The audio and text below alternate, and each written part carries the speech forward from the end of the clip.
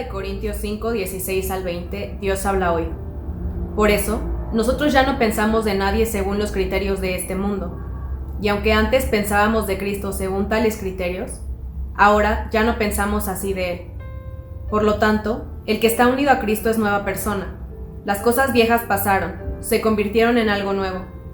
Todo esto es la obra de Dios, quien por medio de Cristo nos reconcilió consigo mismo, y nos dio el encargo de anunciar la reconciliación. Es decir que, en Cristo, Dios estaba reconciliando consigo mismo al mundo, sin tomar en cuenta los pecados de los hombres, y a nosotros nos encargó que diéramos a conocer este mensaje. Así que somos embajadores de Cristo, lo cual es como si Dios mismo les rogara a ustedes por medio de nosotros. Así pues, en el nombre de Cristo les rogamos que acepten el reconciliarse con Dios. La tarea de la reconciliación. Segunda carta del apóstol Pablo a los Corintios, capítulo 5. En nuestros días, enfrentamos una condición que desafortunada y fatídicamente se está asumiendo, considerando como connatural a nuestra condición de seres sociales. Me refiero a la polarización de la sociedad, a la promoción intencionada de la división de los distintos segmentos sociales. Es decir, me refiero al hecho de que no solo somos una sociedad con ideas, valores, intereses y creencias diferentes, sino cada vez más somos una sociedad dividida y confrontada en función de nuestras diferencias. Los estudiosos de la dinámica de grupos proponen que no todos los problemas de relación humana son o se convierten necesariamente en conflictos, en guerras o en confrontaciones violentas, sino que los conflictos son resultado del temor, de la desconfianza que nos lleva a ver al diferente, al otro, como un riesgo o un peligro para nuestra persona, para nuestra familia o para el sector social al cual pertenecemos.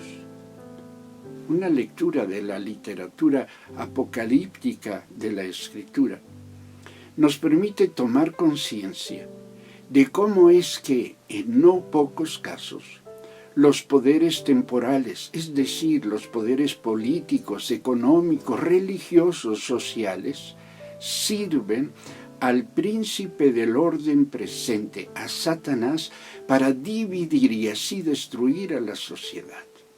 Orden presente que desde la perspectiva bíblica es no solo diferente, sino total, completamente contrario al orden, al reino de nuestro Dios. Ello explica que cada vez con mayor presencia y fuerza existan agentes de la polarización, es decir, personas e instituciones en posiciones de poder e influencia que al generar temores, desconfianza, animadversión entre los diferentes sectores de la sociedad, contribuyen intencional y conscientemente a la polarización, a la división de esta. Tales agentes polarizantes contribuyen así, insisto, consciente e inconscientemente, a la destrucción integral de las personas, de las familias y de la sociedad, lo que tiene como consecuencia inmediata su destrucción espiritual, emocional, relacional y física. Tal la tarea de Satanás, según nos advierte Jesús en Juan 10:10. Aquí conviene tomar en cuenta lo dicho por nuestro Señor Jesús. Una casa dividida por peleas se desintegrará. Lucas 11. O como lo traduce la Reina Valera, una casa dividida contra sí misma cae. Del éxito de tal estrategia del diablo tenemos muchos ejemplos. Familias divididas, ciudades y países con conflictos internos, guerras, redes sociales que cada vez más promueven y reflejan la polarización, el acoso terrible a las organizaciones sociales que son defensoras de los derechos de los diferentes, la creciente intolerancia religiosa, etc. Añade tú mismo a esta lista lo que tú sabes y que te preocupa. Aquí propongo a ustedes que son 3 los espacios en los que los agentes polarizantes realizan con mayor éxito, por cuanto generan mayores divisiones y conflictos en las distintas áreas de la sociedad. Estas 3 factores son el político-económico, el ideológico y el factor religioso. Desde siempre, quienes gobiernan han encontrado en la división de sus gobernados la garantía de su sobrevivencia. Actualmente, un número creciente de gobiernos populistas de derechas y de izquierdas usan de manera evidente estrategias polarizantes para fortalecer sus propios intereses. Estos gobiernos se valen del recurso del demérito del otro, de la ofensa, de la descalificación del otro, para pretender así fortalecer su propia legitimidad y su propio derecho. Sin embargo, no pocos de ellos se olvidan o ignoran intencionalmente que en algún momento ellos mismos han sido parte de o han colaborado con aquellos que ahora son los otros. Estas personas usan los recursos a su alcance para favorecer a algunos en perjuicio de los demás. Crean clientelas cuya solidaridad con la lealtad depende de lo que reciben. Desde luego, estos gobernantes no buscan cambiar de raíz la condición de sus beneficiados, sino solo crear una apariencia de justicia, de veracidad, de moralidad. La ideología, es decir, las ideas que caracterizan a ciertos grupos de la sociedad, por lo general grupos de poder político, económico, religioso, etc., la ideología se utiliza para legitimar a algunos y asumir como derecho y aún como un deber el atacar a los diferentes. Así, las cuestiones de género en el binomio hombre-mujer, las relativas a la sexualidad de las personas, a la moralidad de un determinado grupo social por sobre la inmoralidad del otro, se convierten en razones para la polarización social. Al diferente hay que atacarlo, hay que dominarlo, hay que desaparecerlo. Se pretende que los diferentes, por razones políticas, ideológicas, religiosas, etc., son moralmente inferiores y por lo tanto carentes de los derechos que los que están bien merecen. La intolerancia religiosa es literalmente pan de todos los días. Nuestro país está en la lista de los 50 países del mundo con mayores índices de persecución religiosa. Todos los días aumenta en el mundo entero el número de cristianos que mueren por su fe. Otros muchos son encarcelados, secuestrados, expulsados de las familias, expulsados de sus comunidades, despojados de lo suyo, etc. Sin embargo, la intolerancia religiosa que se da al interior de la Iglesia de Cristo es, estoy seguro de ello, mucho más vergonzante, más dolorosa y más obstaculizante para que Cristo sea creído en el mundo. Después de todo, el Señor estableció que la forma en que nos amamos es lo que hace creíble su mensaje. La iglesia se divide por cuestiones políticas, raciales, sexuales, ideológicas, teológicas, litúrgicas, de género, etcétera, etcétera, etcétera. Y desafortunadamente, la intolerancia intrarreligiosa es cada vez más violenta, cada vez más carente de compasión y general sumamente condenatoria. Los intolerantes son perseguidores en una realidad muy parecida a la nuestra.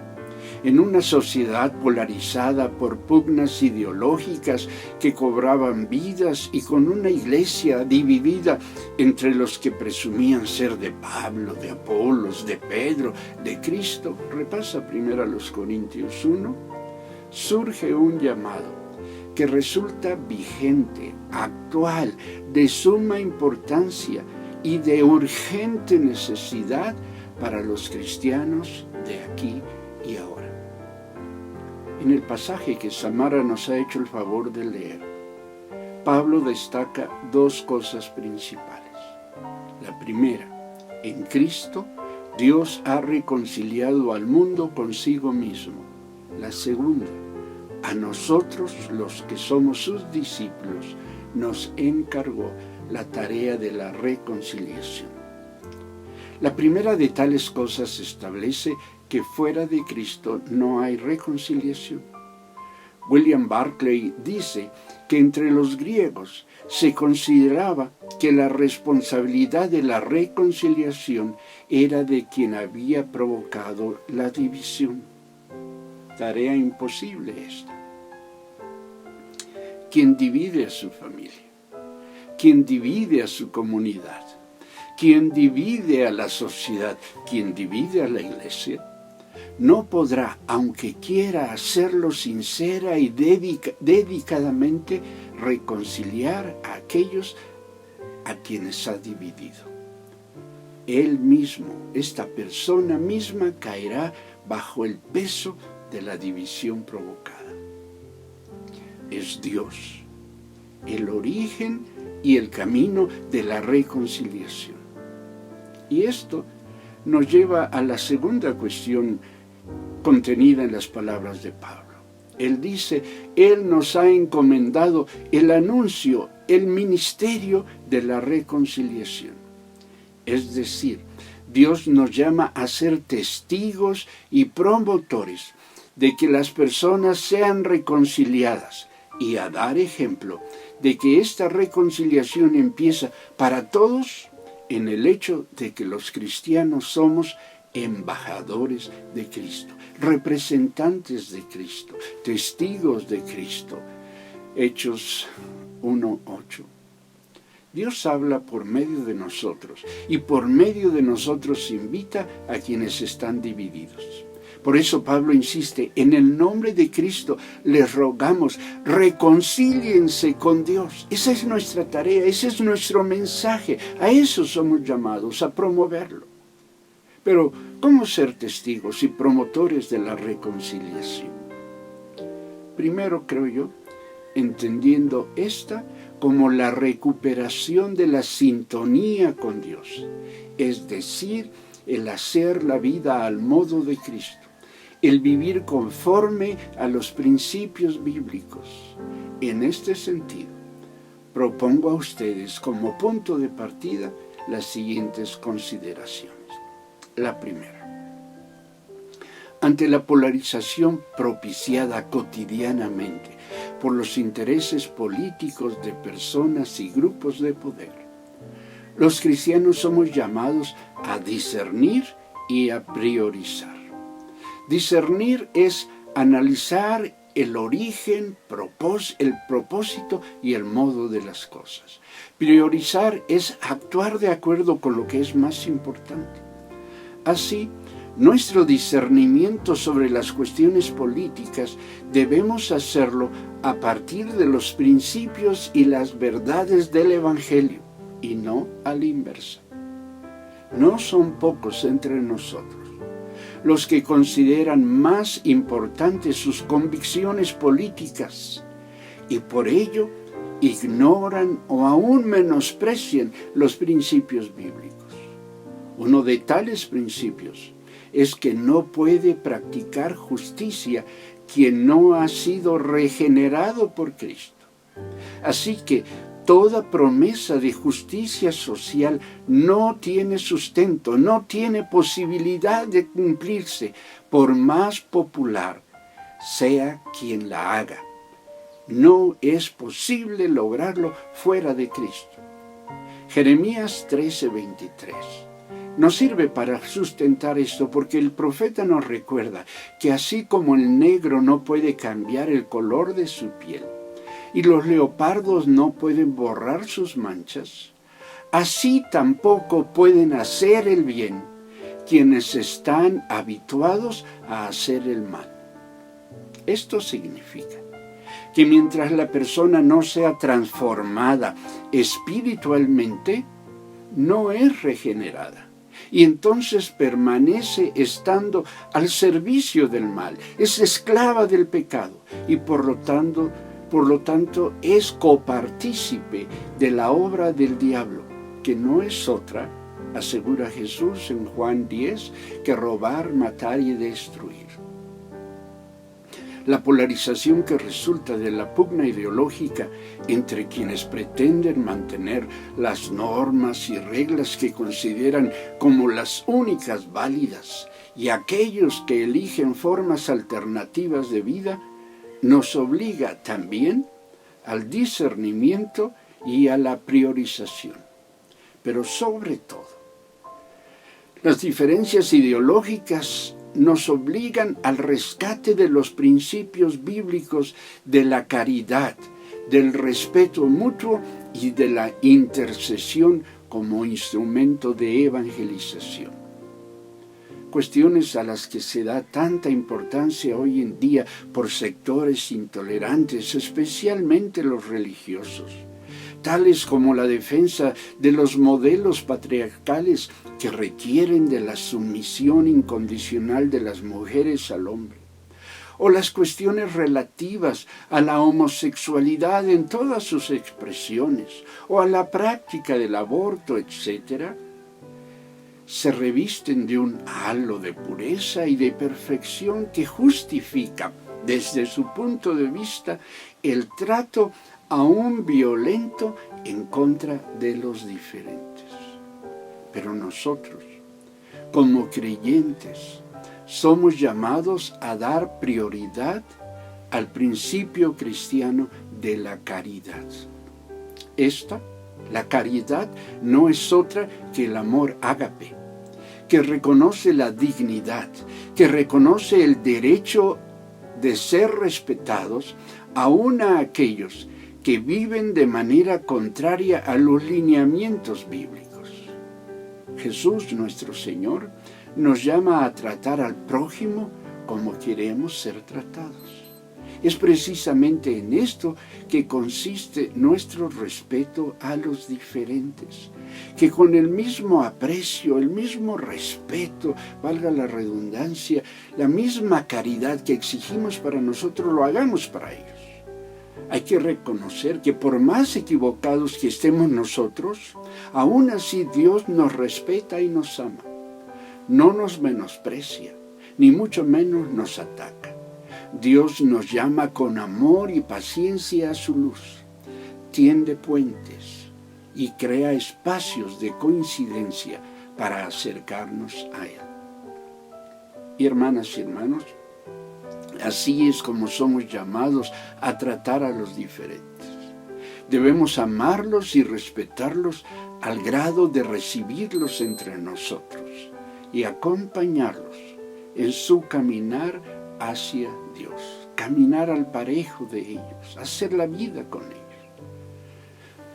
Podemos estar seguros de que es la Iglesia el mejor lugar para los miembros de la comunidad LGBT, para quienes viven en Amaciato, para quienes por las razones que sea han vivido la experiencia del aborto, para aquellos que están o han estado bajo el peso de las adicciones, etc. Su lugar es la Iglesia. Debemos animarlos a formar parte de nuestra comunidad de fe. Y también debemos sentirnos privilegiados al poder compartir con ellos el amor de nuestro buen Dios, como Dios lo hace con nosotros. Somos llamados a amarlos y a respetarlos en la condición que están viviendo.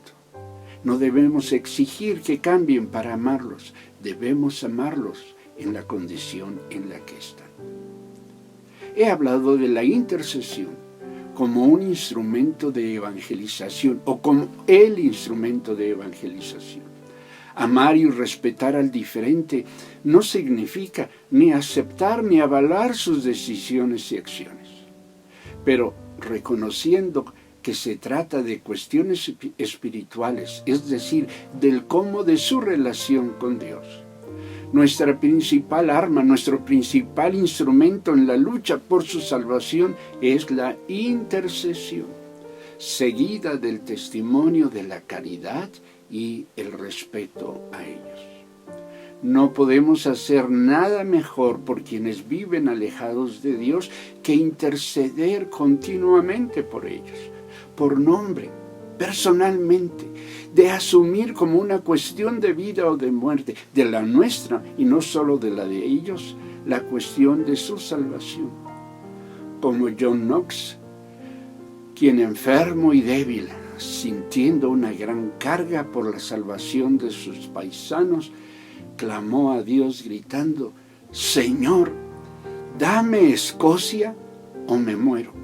Señor, dame a fulana o me muero. Señor, dame a perengano o me muero.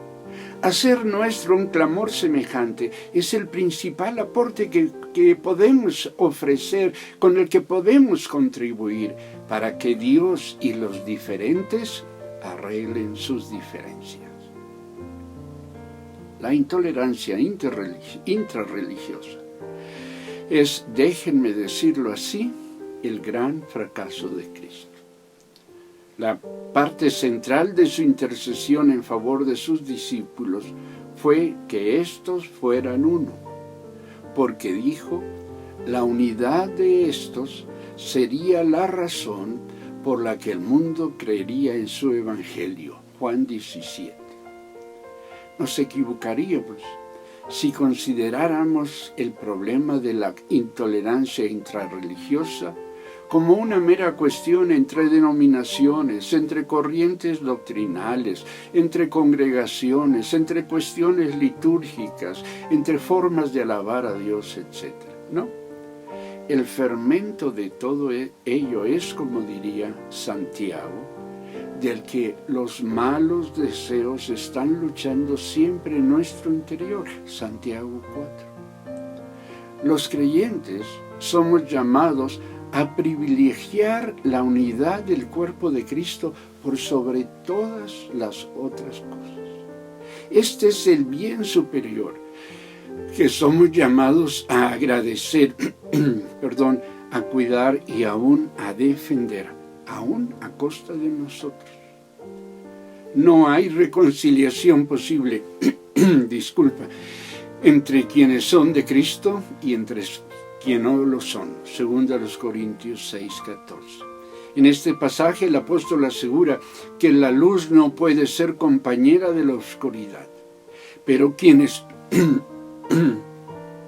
en Cristo somos luz, podemos vivir conciliados, en sintonía unos con otros, si cambiamos en nosotros lo que hay que cambiar y ofrecemos nuestro cambio al otro como una propuesta de paz y de reconciliación.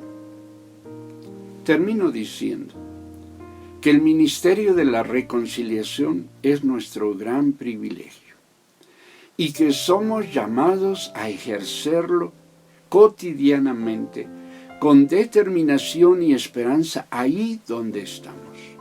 Desde luego, debemos abundar en la consideración de lo aquí propuesto, y ruego a Dios que pronto podamos encontrarnos en las circunstancias que nos permitan ponernos de acuerdo para así hacerlo. Mientras tanto, te invito a que vivas tu día a día como agente de la reconciliación en nombre de Cristo. A que sin negar tu identidad tiendas puentes de conciliación con quienes han elegido formas de vida diferentes a la nuestra. Y te invito a que privilegies los principios bíblicos en toda aquella situación que te toque vivir. A esto los animo, a esto los convoco en el nombre de nuestro Señor. Que Dios los bendiga.